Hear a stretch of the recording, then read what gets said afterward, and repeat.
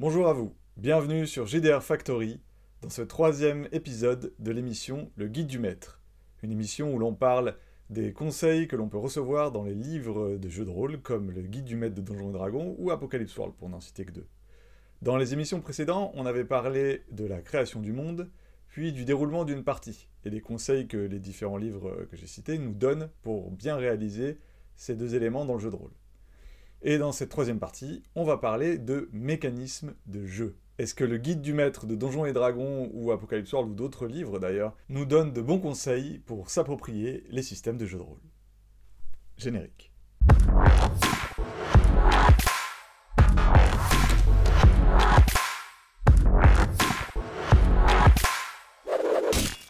Comme d'habitude dans cette émission, on commence par regarder le guide du maître de Donjons et Dragons pour voir ce qu'il nous dit sur le système de jeu.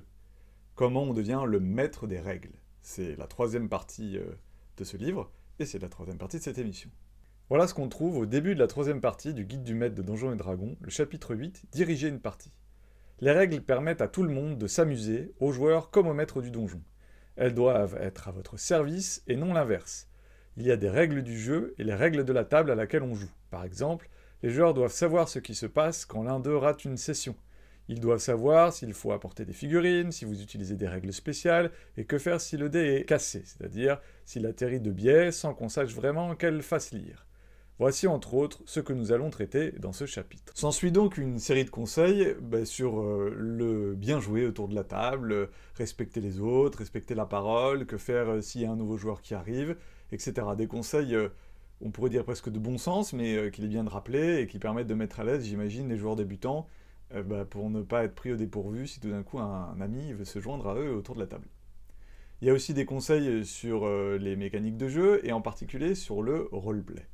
C'est intéressant de voir que pour les guides du maître de Donjons et Dragons, les règles, il faut les entendre au sens large du terme, c'est-à-dire les règles qui régissent l'ensemble des interactions autour de la table, mais donc pas que les interactions du jeu, mais les interactions entre les gens autour de la table.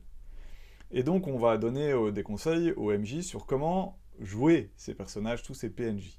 Ça se trouve dans le guide des règles et pas dans le guide de l'aventure. Il y a des conseils intéressants sur la manière de jouer, quels gestes, quelles voix pour interpréter son personnage. C'est des conseils qu'on peut voir pas si souvent que ça dans les guides du jeu, et qui souvent font appel au côté un peu théâtre qu'on peut retrouver dans le jeu de rôle. Il y a aussi des conseils sur comment déterminer les réactions d'un PNJ au début d'une rencontre. Il y a donc des tableaux qui permettent de savoir si le PNJ est hostile, amical, neutre.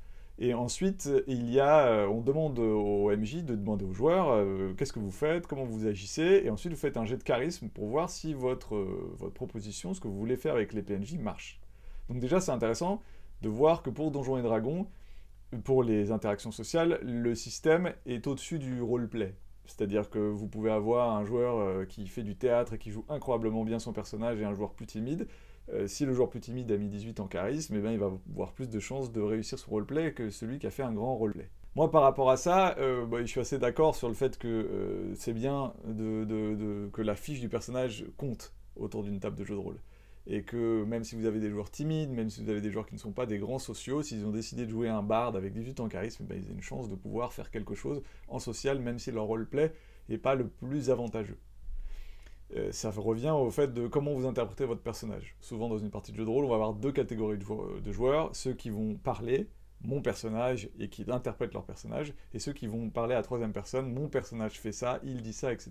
Moi j'essaie d'avoir des tables qui essayent d'être unifiées sur ça, mais évidemment quand vous prenez des joueurs, particulièrement en ligne, vous pouvez pas tout savoir comment ils vont faire, il faut savoir jouer avec tout. Et pour moi, le meilleur conseil que je peux donner à un MJ, c'est de jouer l'exemple. C'est-à-dire que c'est vous qui allez donner l'exemple, c'est vous qui allez montrer que, si vous avez envie que votre jeu soit très roleplay, très vivant, et c'est à vous de faire des personnages roleplay vivants avec, comme le dit le guide du maître de Donjons et Dragons, des voix différentes, des expressions, etc. Donc c'est très important parce que vous êtes la première interface, certes du monde du jeu, mais la première interface de comment on va jouer autour de la table. Pour bien interpréter ces PNJ, je ne vais pas vous conseiller d'aller prendre des cours de théâtre, hein, évidemment, chacun fait avec son propre talent, mais il y a quand même une chose, je me suis rendu compte, c'est bien quand on fait des PNJ importants, je ne parle pas des PNJ très secondaires, l'aubergiste, c'est toujours bien d'avoir une petite idée de comment interpréter un aubergiste qui soit autre chose qu'un vieux gars bourru, ancien combattant avec son épée au-dessus de la tête. Donc il y a un truc à faire pour les PNJ qu'on gagne sur le long terme, c'est de leur trouver deux choses importantes, une qualité et un défaut, et de jouer là-dessus. Les PNJ secondaires, vous pouvez aller à fond dans les caricatures, il n'y a pas de souci, ça passe très bien. Si vous faites une grand-mère qui parle vraiment comme ça, et qui est vrai, qui oublie tout, qui va tirer la joue des gens parce qu'ils sont plus jeunes, etc., et que ça leur rappelle son petit-fils, c'est très bien, ça suffit. C'est des trucs vraiment simples pour des personnages très secondaires. Pour les PNJ un peu plus importants, une qualité, un défaut. Ce sont des choses qui sont très importantes parce qu'il faut les jouer. Par exemple, si vous décidez, vous avez un personnage qui aime sa patrie, qui est patriote, mais qui en même temps est un personnage qui a une moralité douteuse, ce sera important de montrer à vos joueurs qu'il est patriote, qu'il est prêt à agir, à aider les personnages s'il faut, mais bon, ça, de temps en temps, sa moralité, il n'aura pas peur de faire des petits coups un peu dans le dos, parce que il est comme ça, la fin justifie les moyens pour ce personnage. Plus vous mettez en avant les défauts d'un personnage, plus il va exister, plus vous mettez en avant ses qualités, plus les joueurs ont une chance de s'accrocher à lui. Et donc ce sont vraiment les choses importantes. C'est-à-dire que quand vous jouez des PNJ sur le long terme, même si ce sont des gens pas obligatoirement intelligents, ou alors qu'ils n'ont pas des grandes qualités, etc., il faut toujours contrebalancer d'une manière ou d'une autre. Par exemple, moi dans une campagne de Donjons et Dragons que j'ai actuellement, j'ai un personnage, Anselme de Canit, pour le nommer, qui est un alchimiste un peu veule, très arriviste, mais en même temps, il est avec les joueurs, il les considère, lui, comme ses amis. Les joueurs ne le considèrent pas trop comme ses amis, mais lui, oui. Et donc, il va souvent faire des choses pour les aider, parce qu'il considère qu'ils ont un passif ensemble, ils sont du même pays, et donc il va les aider. Mais ça n'empêche pas d'être un horrible arriviste, particulièrement sans scrupules, et que les joueurs n'aiment pas trop. Et pourtant, il se le coltine. Et c'est une manière que je vous conseille donc d'utiliser régulièrement, c'est-à-dire de ne pas faire des personnages monolithiques, mais de trouver à chaque fois quelque chose pour contrebalancer leur manière d'être. Ensuite, je ne vais pas rentrer dans le détail de tous les conseils que l'on donne dans le guide du maître de Donjons et Dragons sur le système de jeu de Donjons et Dragons, parce que je ne fais pas cette émission pour parler que de Donjons et Dragons. Je suis là pour vous donner des conseils larges qui peuvent être appliqués à plein de jeux, quel que soit le système auquel vous jouez. Mais c'est sûr que dans le guide du maître de Donjons et Dragons, on va vous donner plein de règles pour tweaker, transformer, modifier les règles de Donjons et Dragons pour les faire vôtres. Parce que ça, c'est une chose qui est dite, que je répète au début de l'introduction de ce chapitre, c'est vous qui décidez, vous êtes le maître du jeu, les règles sont là pour vous aider, mais vous pouvez les modifier comme vous voulez. C'est là où on peut se dire, ok, donc c'est le MJ qui est le plus important, comme certains disent le système compte, mais pas tant que ça, ce qui compte c'est les gens autour de la table, et peu importe le système, on s'en fiche. Alors c'est vrai que s'il y a une table qui s'entend bien, qui a le bon contrat social, quelles que soient les règles, on va pouvoir s'en sortir, et on va pouvoir faire une partie sympa, et on va pouvoir s'amuser. Et comme souvent le but dans un jeu de rôle c'est juste de s'amuser, on pourrait dire à quoi ça sert le système de jeu? À rien. À la limite, pourquoi avoir un système de résolution? Un pile ou face suffirait. Ou même pas du tout de système de jeu. On se met autour d'une table, on fait un compte au coin du feu, et on discute, et ça marche très bien, et tout le monde est de bonne entente, et ça peut aller dans des aventures très intéressantes. Alors pourquoi un système de jeu? C'est bien que quelque part les systèmes de jeu ils doivent apporter quelque chose. Et c'est là où je me dis, je pense qu'il faut quand même redorer un peu le blason du système de jeu. Et je pense qu'on peut faire plein de choses avec le système de jeu et que moi je ne suis pas d'accord sur le fait qu'on peut complètement s'en passer. Quand on joue à Donjons et Dragons, on peut raconter toutes les histoires qu'on veut, on peut faire du roleplay, etc. Mais il y a quand même énormément de talents et de pouvoirs qui s'orientent vers le combat, l'exploration et l'infiltration. Donc à un moment ou à un autre, on va devoir faire ces choses-là. Oui, on peut faire du drama, oui, on peut faire du social, etc. Mais quand vous avez pris un guerrier et qu'il a 3 attaques par tour et qu'il fait X D6 de dégâts par tour, il y a au bout d'un moment on a envie de s'en servir. Donc on va à un moment ou à un autre utiliser son personnage pour ce qu'il est, un guerrier. Donc trouver une solution à un problème par le combat. Donc quand on joue à Donjons et Dragons, on ne peut pas ignorer que le combat est une solution au problème. Quand on joue à Cthulhu, eh ben non, le combat n'est pas souvent une solution, parce que le système de jeu ne va pas dans ce sens-là. Et donc, pour moi, sur le système de jeu, il y a plein de choses à dire. Et je pense que le système de jeu, il y a même des règles qui peuvent orienter très fortement la table et qui peuvent vous donner vraiment des expériences de jeu ludiques fortes. Moi, je pense que plutôt que de rejeter le système de jeu, il faut arriver à trouver celui qui vous convient, ou bien à trouver des règles intéressantes que vous allez pouvoir mettre dans le système avec lequel vous êtes à l'aise, et qui va vous permettre d'augmenter la qualité des parties. Je vous dis ça parce que, comme souvent j'ai parlé d'Apocalypse World dans ces vidéos, c'est un système de jeu où pour le coup on ne trivialise pas le système. Dans Apocalypse World, le système est très important, il prend une part même prépondérante sur la manière dont on joue de la table, puisqu'il devient comme un second MJ. C'est lui qui va souvent déterminer quand le MJ a le droit de prendre l'autorité narrative, et de pouvoir faire quelque chose sur ses joueurs. Et lorsqu'on a appris à lâcher de l'autorité narrative en tant qu'MJ, en particulier avec les jeux Apocalypse World et Power by the Apocalypse, on se rend compte qu'on a plein de surprises. Moi, c'est comme ça que je suis redevenu un joueur normal et pas que un MJ, parce que tout d'un coup, le système me disait non, là, ne sois pas méchant, oui, là, sois méchant.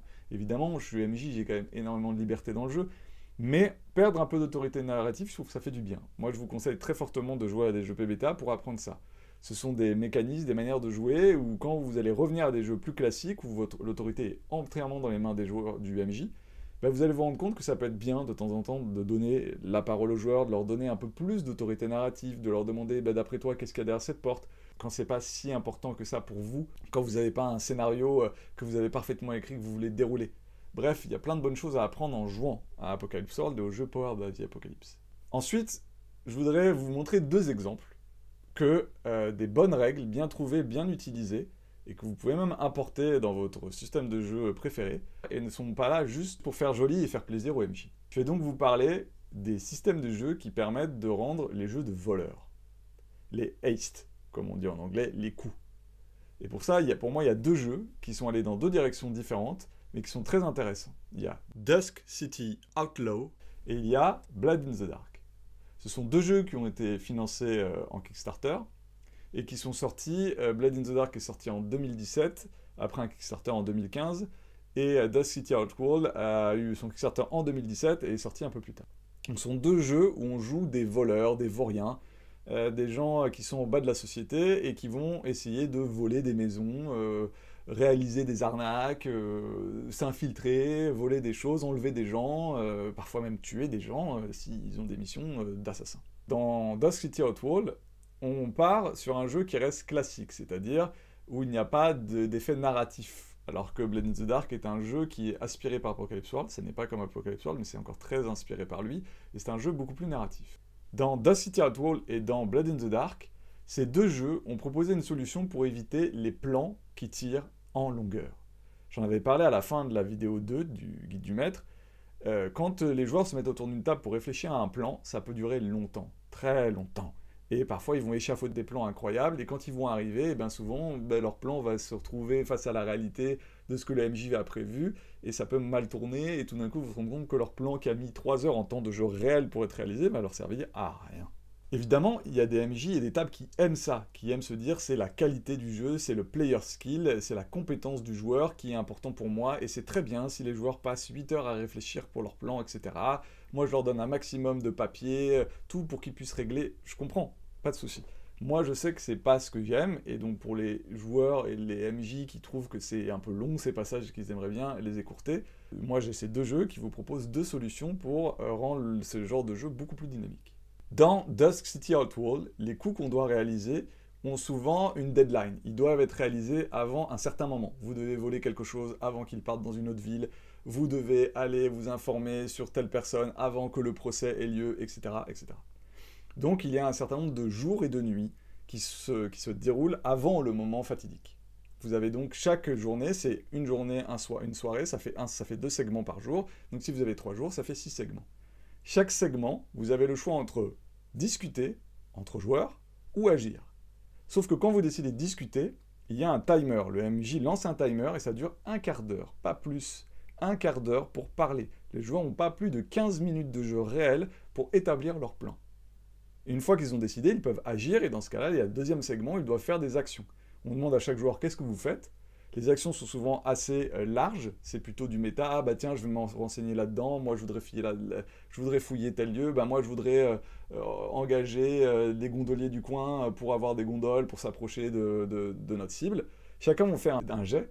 Si le jet n'oriente pas de complications ou s'il n'y a pas de rencontre majeure avec un PNJ, hop, on passe, et on passe au segment suivant. Si tout d'un coup, le jet est malheureux, ou si, bah oui, j'ai envie de rentrer dans tel endroit où il y a des gardes, ah, ça peut mériter plus de jets, donc là, on augmente le focus, et on essaie de jouer cette scène efficacement, sans s'attarder trop, parce que c'est pas le coup, mais juste pour voir si ça peut donner, s'il a été vu par les gardes, ok, ça veut dire que dans la phase finale, il y aura peut-être un peu plus de gardes, etc. On joue les conséquences qui vont arriver à la fin de la mission. Et une fois qu'on fait ça, la préparation est sympa, agréable, parce qu'on passe pas 3 heures à parler, on agit, d'ailleurs on peut régulièrement reparler, mais à chaque fois que vous parlez, hop, vous perdez un des segments, et vous continuez comme ça, ainsi entre parlotte d'un quart d'heure, action, jusqu'à la scène finale, où là on déroule la scène finale qui a été prévue. Donc dans Dusk City Outworld, il y a des scénarios qui sont assez bien faits d'ailleurs, qui tiennent en une page ou deux, où on explique voilà la situation, c'est assez sandbox, voilà ce que vos joueurs pourraient faire, s'ils ont des idées en plus, c'est très bien, on sait juste que la cible a telle garde du corps, voilà ce qui se passe, voilà le genre de secret qu'on pourrait apprendre pour pénétrer plus facilement dans la maison, etc. etc. Et on joue avec tout ce qui a été préparé avant dans une scène finale qui, elle, va prendre un peu plus de place dans votre soirée. Souvent, ça va être une moitié de préparation, une moitié de déroulement de l'action finale, du coup final. Et bien, cette technique, vous pouvez l'adapter à n'importe quel jeu de rôle. Tant que vous arrivez à mettre quelque chose qui est timé, ou en gros, vous avez une échéance, vous devez rapidement terminer avant que quelque chose vous échappe ou que votre memento s'envole, et bien, dès que vous avez ça, si vous vous astreignez à chaque fois dans vos parties de mettre ce timer en place, et ben vos joueurs, vous allez pouvoir leur dire « Ok, vous avez X jours, X nuits pour réaliser ce que vous voulez faire, et si vous parlez, vous perdez une journée ou une nuit. » Et croyez-moi qu'avec ça, vos parties et les plans vont être vachement plus accélérés, et les joueurs ne vont pas perdre de temps à réfléchir 15 ans. Évidemment, ça veut dire que quand les joueurs vont chercher des informations pour réaliser leur coup, il faut que vous soyez généreux et il faut que les informations que vous leur donnez servent à quelque chose. Qu'en gros, ce n'est pas inutile. S'ils découvrent que, par exemple, le chef des gardes du corps a une maîtresse à tel endroit et que peut-être on peut le faire chanter, ou au contraire, il a une mère malade et si on aide la mère, peut-être qu'il voudra ne pas vous voir quand vous allez embêter son client, etc. Il faut que c'est un impact. De la même manière, si les joueurs font des bêtises, ils sont fait repérer par la police, ils ont laissé trop de traces derrière eux, bah, ça va avoir une conséquence sur la scène finale. Donc, il ne faut pas s'apesantir, il ne faut pas essayer de piéger les joueurs dans la phase de préparation, parce que c'est beaucoup plus sympa d'avoir les résultats de tout ça en phase finale plutôt que pendant les préparations.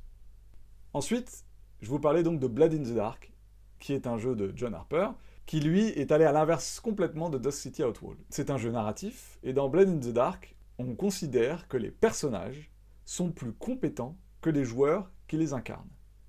C'est-à-dire que vous allez jouer un assassin, un bourrin, un voleur, un mec qui fait de la magie, un alchimiste. Il a des compétences, il a des connaissances en tant que mec de la pègre que le joueur n'a pas. Et donc, puisqu'on considère qu'ils sont plus compétents, il y a plein de choses qu'ils vont pouvoir faire, même si les joueurs ne l'ont pas prévu. Et donc, dans Blood in the Dark, quand vous commencez une mission, on ne fait pas de discussion. On dit aux joueurs, non, ne vous prenez pas la tête, ne faites pas des plans sur la comète, ça va se réaliser après.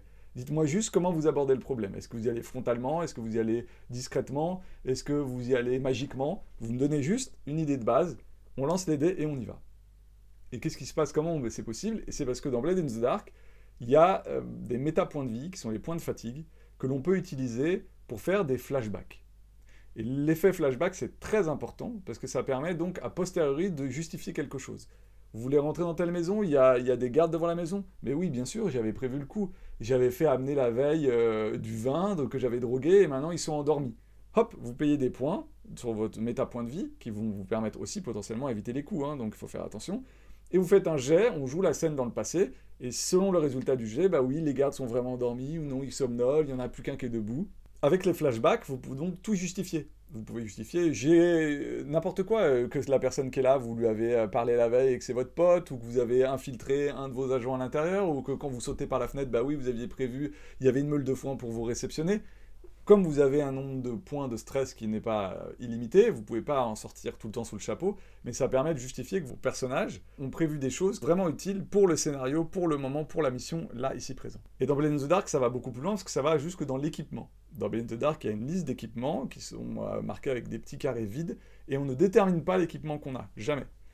C'est lorsqu'on est en jeu, qu'on coche, on sait combien on a le droit de prendre de points d'équipement, et si on a besoin d'un pied de biche, d'une corde, d'une matraque, d'une petite bombe fumigène, parce que ça fait sens dans la narration, c'est maintenant qu'il faut la sortir, vous la cochez, ça vous prend un point d'équipement, vous en avez par exemple 2, 4, 6, etc.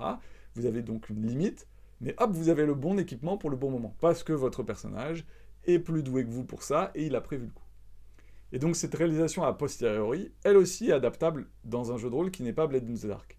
Par exemple, moi, dans Donjons et Dragons, quand les joueurs, au lieu de faire des plans sur la comète, je leur dis faites-moi un jet de préparation en fonction du jeu, ou au contraire, je leur donne carrément des points de préparation, 3, 4, à voir, selon les compétences des joueurs, et je les lance dans la mission, et une fois qu'ils sont dans la mission, ils peuvent m'invoquer ces points de préparation, comme les points de stress, dans Blade in the Dark pour dire « Ah, mais si j'avais pensé, j'avais mis du poison dans la gourde des gardes, mais si j'avais pensé, il y avait une chariote qui nous attendait pour fuir, etc. » Et ça permet aux joueurs d'avoir de l'influence et d'avoir prévu des choses qui sont réellement efficaces dans la partie.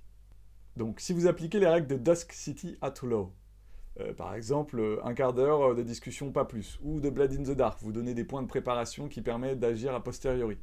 Vous pouvez les mettre dans n'importe quel système, et c'est un système de jeu sympa, intéressant, qui va vous donner une vraie plus-value dans la partie, et qui va vous donner une vraie ambiance, et qui va soit mettre en avant que les personnages sont plus malins que les joueurs, et donc mettre en avant ce côté-là chez les personnages, soit être obligé aux joueurs de donner un moment de stress, de tension, là on n'a qu'un quart d'heure pour parler, il faut agir, il ne reste que quelques jours pour y arriver, etc.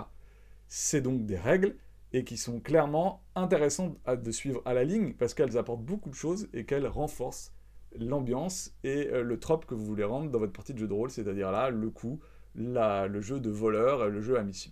Voilà, on arrive à la fin de l'émission, parce que je ne vais pas en fait m'étendre plus que ça sur les systèmes de jeu, puisqu'il y a déjà plein d'autres vidéos dans JDR Factory, qui sont les Jouons avec, que j'ai réalisé avec Axel, où on invite à chaque fois des gens pour discuter justement de points de règle, comme l'initiative, les compétences, la réussite et l'échec, ce genre de choses, qui permet donc de s'interroger, de se poser des questions, tiens, comment on pourrait améliorer, trouver des systèmes de jeu, ou utiliser des petits points de règle intéressants, qui permettent de renforcer l'intérêt des règles, et de donner des règles qui apportent vraiment quelque chose autour de la table, et qui ne soient pas juste là pour vaguement ennuyer le MJ et les joueurs. Et enfin, si vous voulez voir Blade in the Dark en action un peu plus longuement, il y a un actual play de 3 parties, qui est lui-même disponible sur la chaîne. Je mettrai tout ça dans la description. Merci à vous d'avoir suivi le guide du maître sur ces 3 parties. On verra si j'en ferai une 4e. En tout cas, j'ai respecté les 3 parties qu'il y a dans le guide du maître de Donjons et Dragons. Le monde, la partie et les règles. Merci à vous et à bientôt sur JDR Factory.